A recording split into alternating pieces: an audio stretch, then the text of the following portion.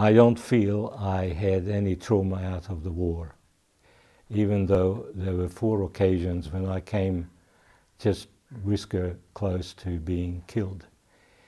And that I can thank my mother, because she was a maniacal optimist. She wouldn't tolerate information that said that they're going to exterminate us, for example, or that we're going to get killed.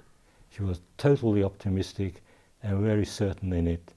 And whether that sort of thing affected me, it must have, because I too didn't think that, other than the bombs falling on my head, which terrified me, but I still never had any nightmares or anything like that.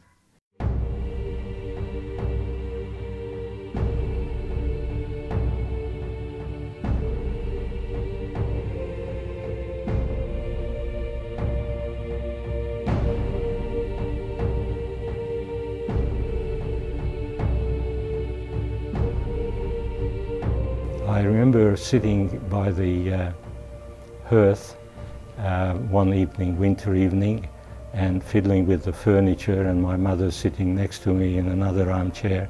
She explained to me about being patriotic, that we are Hungarians, and I happened to ask, well, which is the nicest city in the world? And she said, Budapest. And I said, well, why? Well, because that's the capital city of Hungary, and we are Hungarians. Peter was sceptical. Peter and his parents were then living about 200 kilometres to the east of Budapest in Debrecen, helping run the family shoe factory. But Budapest is still central to the Vamos story. It's where Kathy was born. I was born at Budapest. I'm actually feeling ashamed in front of our Jewish friends that I have no idea about the Jewish, like Yom Kippur or those things, I don't know if you heard these names. Jewish holidays, I don't know. And Peter says, don't you remember? I don't remember, because I wasn't, actually we were not brought up very Jewish. Budapest, it's where Peter's cousins lived, where Kathy went to school and Peter to university.